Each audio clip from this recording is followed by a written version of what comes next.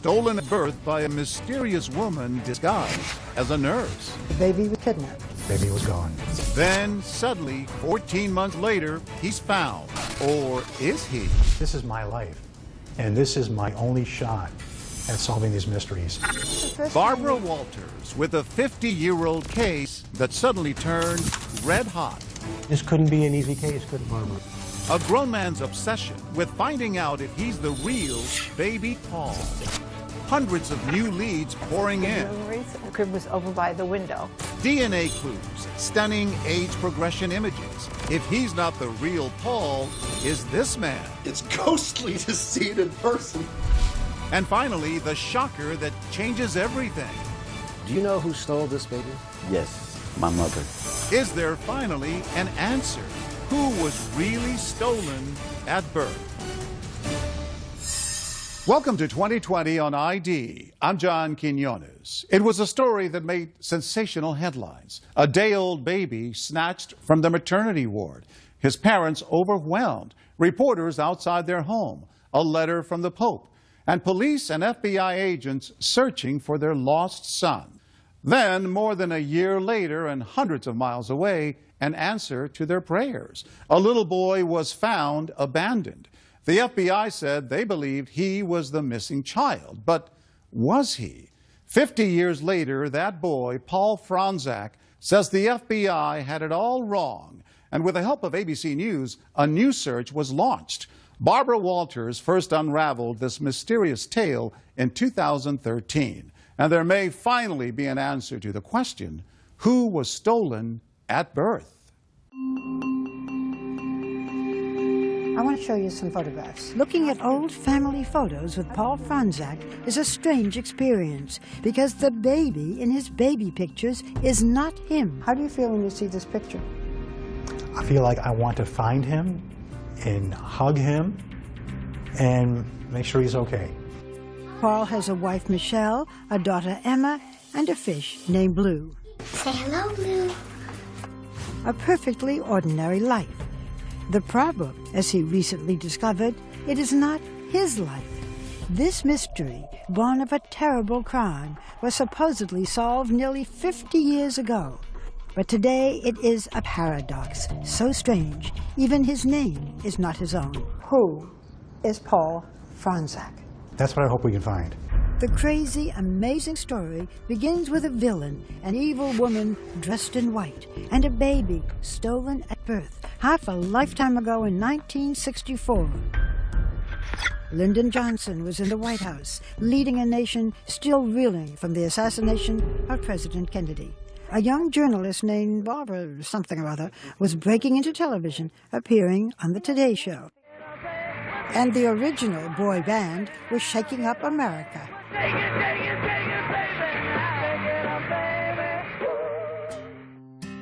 In Chicago, Chester and Dora Franzak, married 2 years, living in an apartment in his parents' home, were starting a family. A first pregnancy ended in stillbirth, but on Sunday, April 26th, Dora gave birth to a healthy 9-pound boy. They named him Paul Joseph. He was a very cute, alive, sparkly baby, and she was thrilled.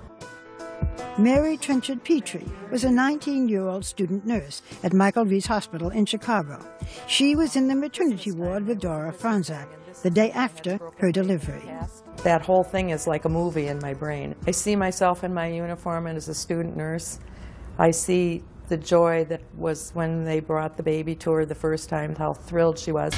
But soon the thrill and the baby would be gone. It was the last time Dora Franzak would hold her son. Earlier that day, a woman dressed like a nurse, all in white, had come into her room. She looked at baby Paul and left without a word. The woman had been seen elsewhere in the maternity ward several times that day and the day before. No one questioned her or raised any alarm. Former FBI agent and ABC consultant Brad Garrett has looked into this case for us. My sense is she was looking for what child she wanted to take. That afternoon, the woman in white returned to Dora Franzak's room. As I was leaving the room, a woman came into the room. This time, she did more than just look. And did Mrs. Franzak give her her baby? The woman said to her, the doctor wants to see your baby. And she said, oh, okay, and handed the baby to her. The fake nurse was able to whisk Paul Franzak out of the maternity ward, down several flights of stairs, and out of the hospital. Apparently she got in a cab and took off. Easy. Easy, very easy. Just like that, Paul Franzak, less than 2 days old, was stolen from his mother's arms and vanished. The baby was kidnapped. Baby was gone. Mary Trenchard says 45 minutes passed before the baby was missed. They said, do you have the Franzak baby? And I said, no. And she said, well, then the baby's gone. I was like, gone where, you know? And she said, you go back to Mrs. Franzak's room and stay with her. The baby's been taken. There was a frantic search. Nurses turned the hospital upside down. But astonishingly, for several hours, no one told Dora Franzak, the one person best able to describe the kidnapper, that her baby had been taken. Your heart must have been in your mouth. It was awful. Finally, authorities came empty-handed to the maternity ward to deliver their stunning news. And they told her, Mrs. Franzak, your baby's been taken. Is there anything you'd like to add, Mr. Franzak? What would you like to tell the person who took the baby? We uncovered rare archival news photographs and film footage of the case. Here is Chester Franzak, the day after learning that while he was at work as an aircraft machinist handing out celebratory cigars, his boy had been stolen. Do you have an appeal to the kidnapper? I pray that she'll take care of the baby and return him. I don't know what more to say. A distraught Dora Franzak, with Chester kneeling by her side, made a public appeal for the kidnapper to return their son. Would you have any reason to think why she might have taken the baby? The only thing I can think of, she must have been desperate for a baby, that she would come and take someone else's baby away from them, where she couldn't have her own, or she lost hers or something. But even losing the child, I don't think you're that desperate to go and take another woman's baby. If the kidnapper, seen in police sketches, heard the Franzak's plea, she was not moved by it. But others were. FBI agents and police, many working on their day off, searched the city for the phony nurse and the kidnapped baby. They threw out a dragnet, pursuing hundreds of leads and tips from the public. So where do you go from here, Lieutenant? We're still checking out all the leads we have that we're receiving by telephone and other checks that we are making. Authorities had another problem. If and when they found the baby, how would they positively identify him? There was no DNA testing, and blood testing was inexact. Particularly if you go back to 1964-65, extremely challenging trying to match up, is this the child, the biological child of the Franzaks? There was another identification method then in vogue, the shape of an ear. Basically, it's the dimension, size, and the folds of the ear. Authorities were about to get a chance to put the ear theory to the test. 14 months after the kidnapping, a child was found, a boy, apparently the right age, halfway across the country. Was it possible? Might this be the face of Paul Franzak? And I heard the lady say, "Oh my God, this is my child, this is my baby." Stay with us.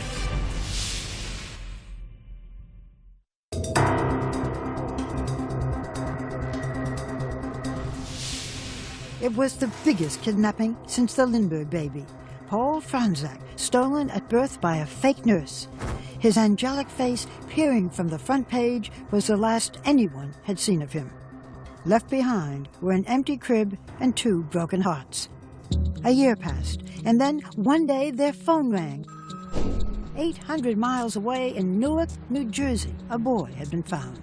The FBI contacted my parents and said, "We think we found your son." So my parents had to drive to New Jersey. And they said, "This is our baby. This is Paul. We recognize him." Yes. Whoever abandoned the baby had dressed him up, wheeled him to a department store in a new stroller, and walked away. You have someone who places a child in a place that's going to be found and found quickly. So it's not somebody that wants this child to die or be harmed in any way. This is a picture of you when you were found in Newark after you were abandoned. So how do you feel when you see yourself? That's my first baby picture. That's all I have so far. This is it? That's it. This is the boy New Jersey authorities called unknown male number 1 in the arms of a nurse from a Newark hospital. Somebody wheels a stroller, puts you here, walks away. And never looks back. And never looks back. It's crazy. We return to Newark, New Jersey with Paul Franczak, back to the very place where someone left him sitting in a stroller 48 years before. Is it emotional for you to be here? It is. I feel eerie. I feel anxious. I feel excited. I feel sad. Yeah. All those things. Paul Franczak, back on a New Jersey street, a crossroad in his life. So I wish these walls could talk. You know, maybe we could learn something. I don't know. It's just, I can't believe that this actually happened. I can't believe it's my life. New Jersey authorities temporarily placed the abandoned boy with an unidentified family. That period was a mystery until Janet and Gracia came forward. She says it was her family who had cared for the boy as they had for nearly 100 other foundlings over the years. He was an adorable little boy, he really was. The FBI is now investigating the little abandoned boy. Yes. They came several times and it took different, like a mold of his ear, and that was sent up to Chicago. Authorities compared the shape of the left ear of the boy in New Jersey with the baby photos of Paul Franczak. One day, Janet's family was summoned to a meeting. They were told to bring the boy. He was led to a room where Dora and Chester Franczak were waiting. And I heard the ladies say, "Oh my God, this is my child, this is my baby." And everybody's such an, oh my God, the woman found her baby and this baby found his mother. In the summer of 1966, the Franczaks believed their family had been miraculously reunited. The FBI ordered a series of blood tests on the abandoned boy and compared photographs of his left ear with that of the Franczak baby.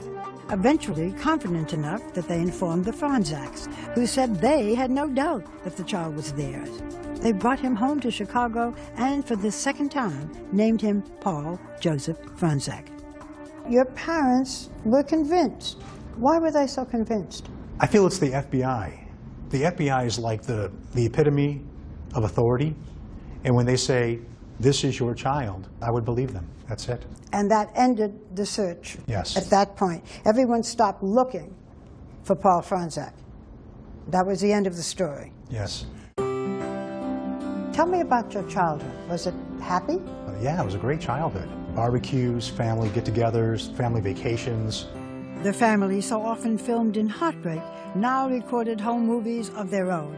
The star of every celebration, of course, was Paul. They had missed his first step, first word, first birthday, but Paul was now back where he belonged, blissfully unaware of his past, until years later. When you were 10 years old, you had a shocking discovery. Tell me about it. I was looking for Christmas presents and snooping around the house, and I found all these boxes. And it turned out it was a box of clippings and a bunch of cards and letters all about a kidnapping. Did you ask your parents about it? I did. I asked them, what is this? And they said, well, you were kidnapped. We found you. Just like that, you were kidnapped, we found you? And that's all that matters. You're our son, we love you. How did your parents explain what happened to you?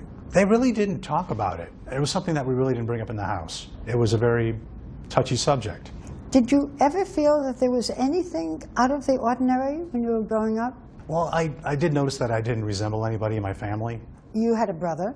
Correct. Yeah. And he looked like your parents? Exactly like my dad, 100%. And you didn't at all? Not at all. When he grew up, Paul pursued a career as an actor. Told you we were nice. We're really nice. His resemblance to George Clooney got him work as a stand-in in Ocean's 11 movies. Ready, steady, go! Today, Paul works for a college in Nevada, where he lives with his wife, Michelle, and their daughter, Emma. Good job. Again, Daddy! Do you remember how you felt when Paul said, "I'm not really sure who I am"? The first time he told me, I thought he was joking. I thought he was just kidding around, but then once I realized it was true and I saw the newspaper clippings, I felt very sad for his parents and sad for him. How do you think it has shaped him? I think as a 10-year-old boy, when he first saw those newspaper clippings, not realizing who he was, I'm sure that that has somehow shaped him and that's done something to him over the years. It's just sad. Was it sort of there in the back of your mind, this peculiar thing? It was really a big part of me through my whole life, and it just got bigger and bigger and bigger. Who am I? Who am I? Yeah. Then Paul happened to see a DNA test kit for sale at a local drugstore. At last, an easy answer to the question that had followed him all his life. The hard part, asking his parents for a DNA sample, forcing them to travel back in time to the most painful part of their lives. It's something I wanted to do for a long time, but I never really had the nerve to ask my parents. Still ahead, will the Franzak family agree to end decades of doubt? Paul is determined to find the truth, but his parents seem just as determined to keep it hidden. And they said, Paul, please don't send it in. We don't want to know.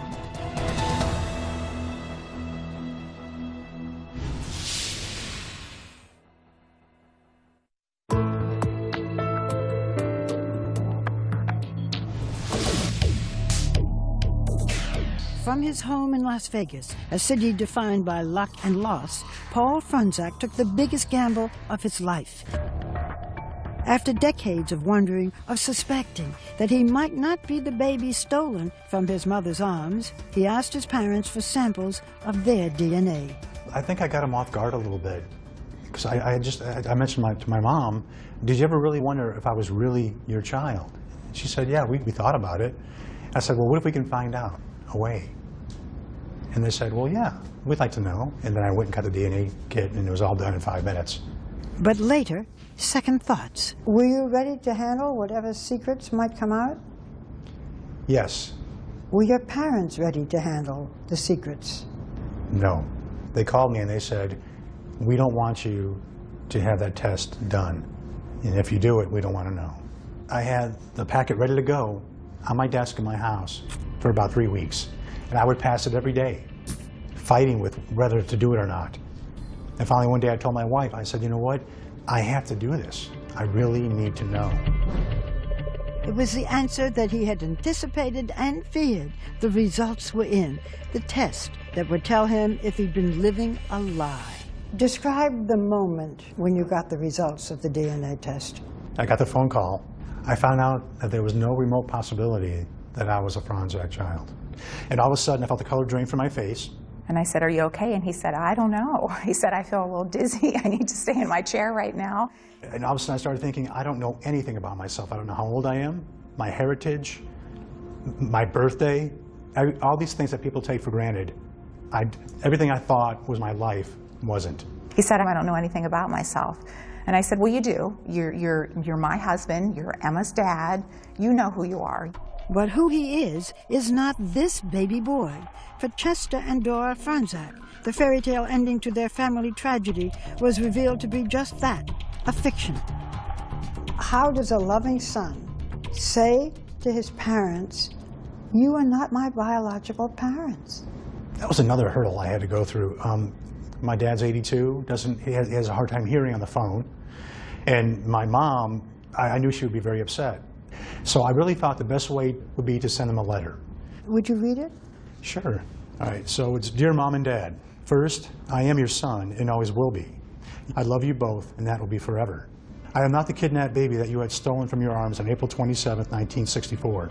This means that the real Paul Joseph Franzak may still be out there, alive, not knowing who he is. I know this is hard for you, but this is also about me at this point. What was the reaction of your parents? My dad called me, and he called me a name that he never has called me before in my life. How'd you feel? I was speechless. And then my dad hung up. In their heart, I was their son, and that's all that mattered. Did you think maybe you shouldn't have taken the DNA test? I struggle with that quite a bit. I love my parents, and I always do what they ask, but this is something that I really felt I had to do. But the truth hurts. The Franzaks' prayers to find their stolen baby had actually never been answered. I feel like the Franzaks, it's like their baby has been kidnapped again, like they're going through it all over again. For Mary Trenchard Petrie, the student nurse who witnessed their grief firsthand, it is still a heartbreaking development. We have a film to show you from 1964. It's your parents at a press conference just days after their baby was stolen. Let me show it to you. Okay. The only thing I can think of, she must have been desperate for a baby, that she would come and take someone else's baby away from them. What are your thoughts when you see this? It just really hits home with how my mother-in-law felt. And then it hits home that the pain that she went through then, I'm sure she's feeling it now. For Paul, fond memories have become bittersweet, tainted by the knowledge that he was not kidnapped and found. He had been abandoned, most likely by a parent. The toughest moment for me is when I watch the home movies of when I was first brought back from Jersey, and I see how a young boy was running around that someone had just left. And it kills me every time I see that. I look at my daughter, she's 4 years old, and the thought of leaving her behind, that's what really hurts me the most. Paul is now determined to solve the two mysteries in his life. Who is he, and what happened to his parents' stolen baby? My main goal is to find the real Paul. My parents raised me, and they did a great job.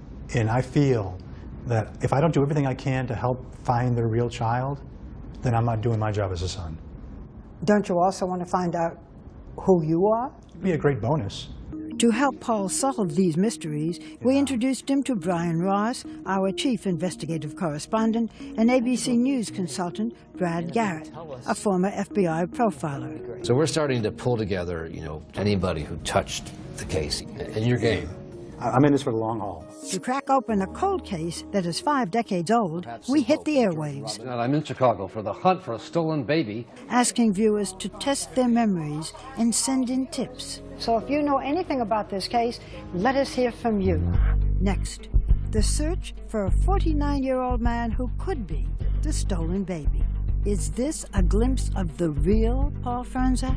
2020's investigation when we return.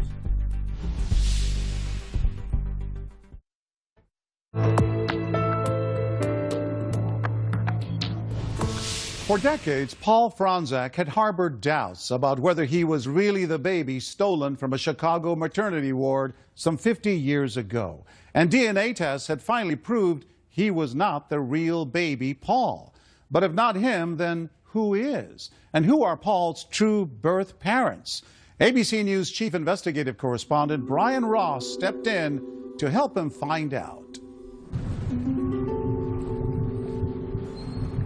When we arrived in Chicago, the case was as cold as could be in a city notorious for its Lake Michigan wind chill. The hospital on the south side where Paul Franzak was stolen has been shuttered, its records long gone. Do you have any further clues? No, sir, not at this time. And the key detectives, even most of the reporters assigned to the story back then, are all dead. But there is one clue, and really only one clue left. This hospital photograph, taken the morning the baby was stolen, at a day and a half old. So that's how we began our investigation, with artists at the National Center for Missing and Exploited Children, trained in criminal forensics, who create what are called age progression images. Steve Lofton runs the unit. We've had good success, especially with the long-term missing kids that have been gone 10 years or more. What was the challenge when you got the assignment with Paul Franzak? Obviously, being an infant, that was the only picture we had available, and it was the awkward angle of that image. Artist Colin McNally was assigned the task. Working from family photos of Paul's parents and brother, it became a kind of jigsaw puzzle, fitting distinctive features from each of the family members into a blank face. And then, for the first time, what the real Paul Franzak could look like, 49 years in the making. From blank face to a handsome man in a dark shirt who was stolen from his mother's arms and does not know it. I feel good about it. I think it is in the ballpark, yes, sir. That if he's alive, there's someone who looks like that. Yes, I would bet on it. The last known sighting of the baby and the kidnapper was at this intersection in the Chicago neighborhood of Bridgeport, where a cab driver told police he had dropped them off after picking them up at the hospital. The search went on for days in 1964. Hundreds of police officers and FBI agents were involved. And our consultant, former FBI agent Brad Garrett, says it is likely the kidnapper had some ties here, given past infant abduction cases. They tend to be from the community where they take the child. So we did our own door-to-door canvas with the image from the Center for Missing and Exploited Children and another one produced by artists commissioned by ABC News from the Michigan firm Fojo.com. Some of the old-timers in Bridgeport remembered the case. I do remember that baby being stolen. You don't recognize these pictures. But that was about all. So then, on the air on our ABC station in Chicago, Channel 7, to show the new age progression photos. What he might look like. And within hours, the tips began to roll in. One viewer said the stolen baby was a Chicago fireman, and we'd find him at this station house on the south side. Another viewer thought the owner of this suburban restaurant was the stolen baby. What if you take your hat off there? What do we see? No? No. But another lead gave us new insight into the woman who kidnapped the baby. She may have tried to steal another baby a few weeks earlier from the backyard of this home, also on the south side of Chicago. And all of a sudden, I heard my mother scream, oh my God, that's her. And Mom was pointing at the old black and white TV set, saying, that's the woman who was in our yard, trying to take Nicole. Joan Rome was a teenager at the time, and her niece Nicole was 10 months old, in a baby carriage, while Joan's mother took down the sheets from the laundry line. The woman had taken the mosquito net off Nicole's buggy and had her hands in the buggy ready to grab Nicole.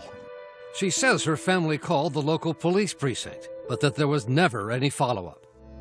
But now, after almost 50 years, there is new life in the stolen baby investigation that the FBI closed out in the 1960s. We're going to do everything that we can to follow up to see if that baby is out there. They're going to keep looking through it and analyzing it. FBI agent Robert Shields says the case was reopened after Paul Franzak's DNA revealed he was not the stolen baby. We believe there's someone out there that has information. And so far, 3 separate individuals have come forward, each of them 48 or 49 years old, about the right age range. Joe Lang and his wife Joni contacted us after they saw the age progression images on the ABC News website. It is shocking at the similarities. The hairline, everything is a match. Rub it around in there. Lang volunteered to have his DNA tested, telling us that he learned at the age of 8 he was adopted under what he called suspicious circumstances. It was much the same story with Cody Hall of Loveland, Colorado. His wife Pamela contacted us after seeing the story on television. The baby picture really reminded me so much of Cody that it gave me chills. Hall said he wanted to take a DNA test because he never knew his birth parents and was told he was just found somewhere by a relative. She just said she found me, but I don't know how that was done. And then there is David Fisher, who lives outside Fresno, California. I do believe there's a chance that I am the stolen baby. As he provided us with his DNA sample, he told us how his wife and children saw the ABC News stories. And when they saw the picture pop up, they said, Dad, that looks like you. And when his family added facial hair to the age progression images, there was a distinct resemblance. I was totally shocked when I saw the resemblance. If I had no mustache, it would be me. Despite the similarities, none of those 3 was a match for the missing baby. Then Paul Franzak visited Barbara Walters on The View to cast an even wider net for our search. So tell us what your quest is. The main quest is to find what happened to Paul, because a tragic thing happened to my mom. Paul Franzak, the real baby who was kidnapped. And a viewer thought she knew the solution to this 5 decades-long mystery. A friend of hers in Dallas by the name of Sam Miller. There she sees this picture come up on TV, and she called me. She goes, "You're going to think I'm out of my mind." This is the picture? Yes. It's ghostly to see it in person that large. Yeah. Not only does Miller look a lot like one of the age progression images we had produced, but look at the baby pictures. It looks like me, and it looks like my son. Miller, a 49-year-old Microsoft executive, is the right age to be the stolen baby. Grew up in a suburb outside of Chicago and did not learn he was adopted until doctors told him his kidney disease had taken a serious turn for the worse. He called a cousin for information about the family's medical history. I'm end-stage renal disease, and I need a kidney. She started the sentence with, "What kidney disease? You mean you don't know you're adopted?" So for Miller and his wife and 2 children, the prospect of finding his real family could be a matter of life and death. So here I am, and hope that I'm able to find a kidney, find my family, and go on with my life, because I'm kind of near the end. Miller was eager to provide swabs with his DNA sample to be tested and made contact with the FBI. This must be quite an emotional moment for you. I look like that guy, and I have no idea where I came from. And then, as Miller was showing me pictures from the family album, Corinne Mosak, my mother, the phone rang in the kitchen. It was the call he had been waiting for. This is Sam. The phone call that would resolve it all. From the government office in Chicago that had his original adoption papers, which 2020 helped to get unsealed. I appreciate it. I would like to know who I am. It was a 90-second phone call, full of nervous anticipation. I see. As Miller learned what was found in the adoption files that had been kept secret until this moment.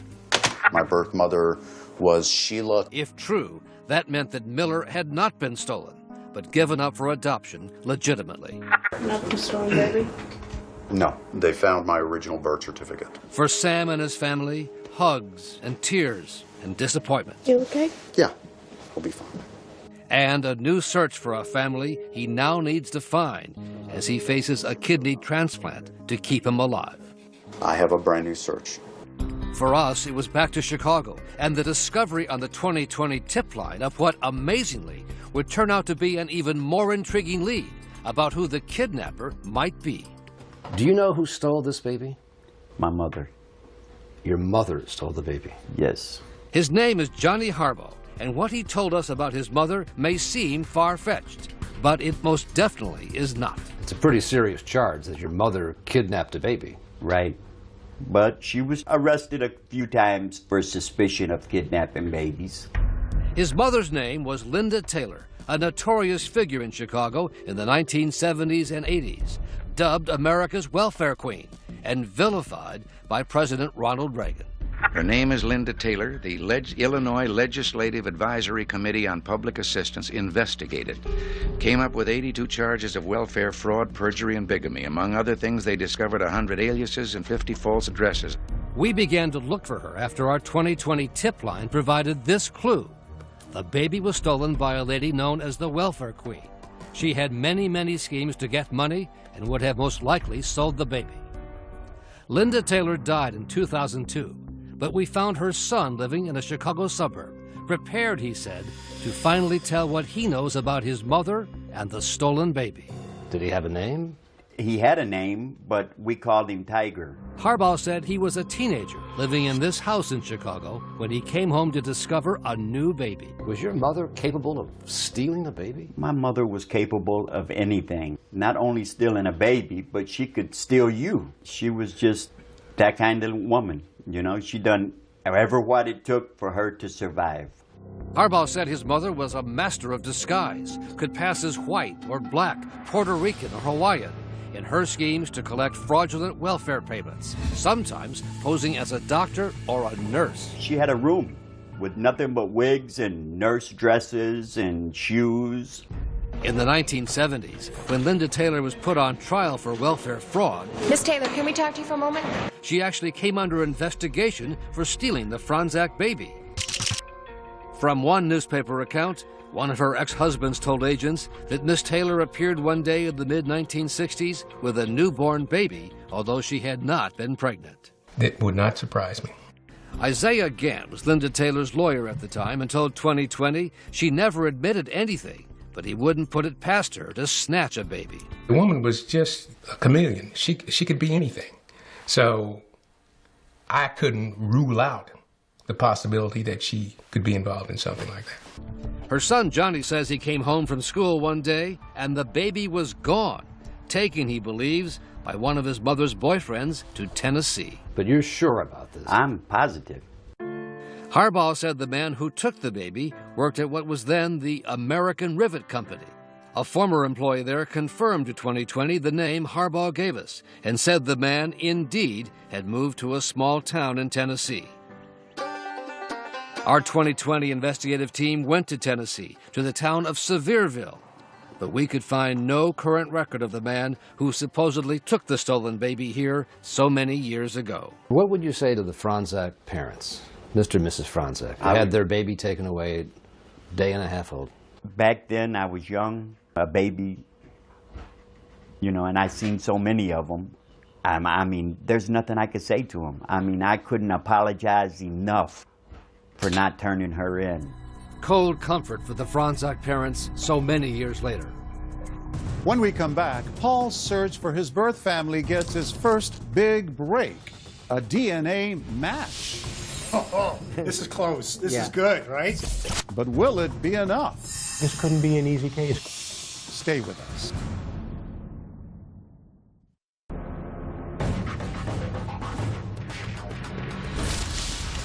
For Paul Franzak, a mission has become an obsession.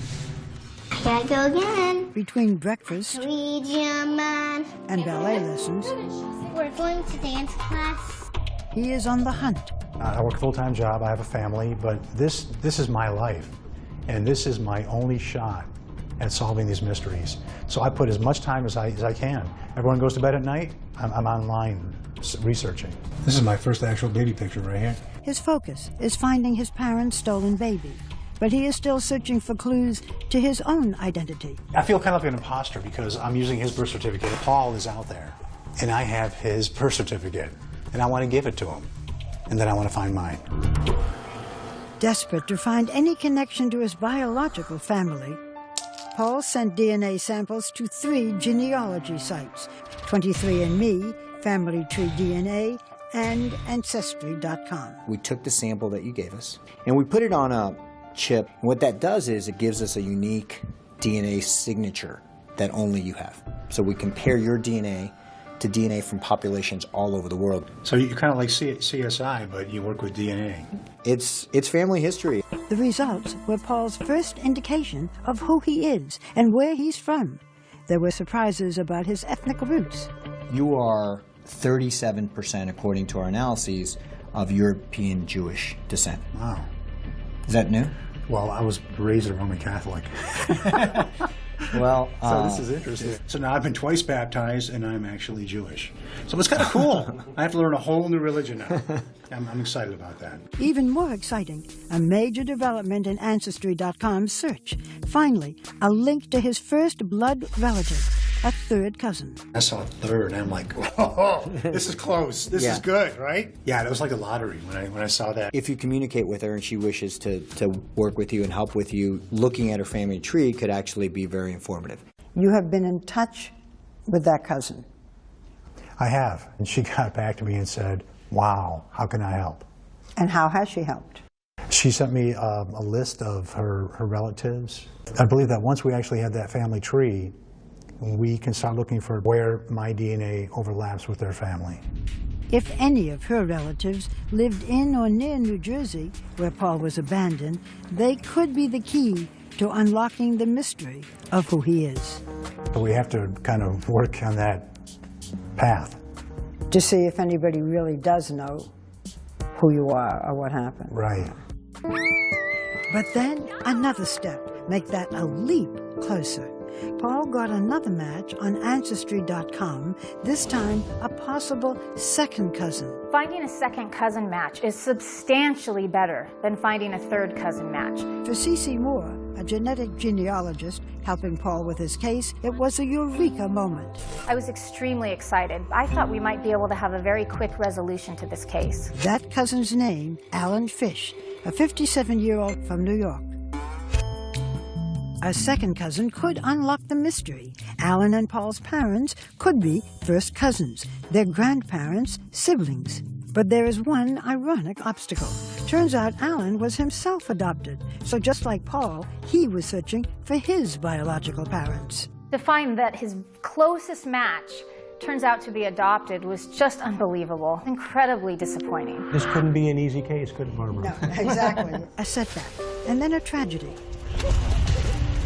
Days before Alan would see court records revealing details about his birth mother, he died of a sudden blood clot. Alan's children and widow Randy are determined to carry on Alan's search and to help Paul with his. Nice to meet you. It's nice to meet you. We know this must be very difficult. Yes. In this very sensitive time, you still came in to meet Paul and help him on his journey. Yes. Why did you want to do this? All 4 kids at the same time said they want to honor Alan's memory and finish this. He was so excited to meet you. You know, to have this happen, my father passing away just days before he meets him, it's just surreal. I can't believe it. Was your husband very curious about Paul? Yes. What did he want to know? He wants to know everything about him. This is amazing, and thank you for continuing this, because it's going to be an interesting journey. Yes. The next step in that journey, tracking down Alan's birth mother. With 2020's help, the family got her name. Age 16, born November 18th, 1940. If found, she would be Paul's closest relative so far. Paul's hope is that every clue brings a tragic mystery closer to being solved. Look at all these people. This is all your family. Are you getting to be more hopeful that you'll find out who you are, who Paul Franzak is, the whole story? If it's possible to be more hopeful, because I'm really a hopeful guy. Yeah. And I still think we're going to solve both these mysteries. Wouldn't that be great? Yes. It's going to happen. With the help of Cece Moore and her team, Paul Franzak did eventually learn the name he was born with and the identity of his birth parents, both of whom are now deceased. He also learned he has a twin sister, but as of 2016, her whereabouts are unknown. Meanwhile, the FBI search for the real baby Paul remains open. And as for Sam Miller, who looks so much like the age progression drawings, he was able to find a donor and received a kidney transplant. I'm John Quinones. Please join us next time for another edition of 2020 on ID.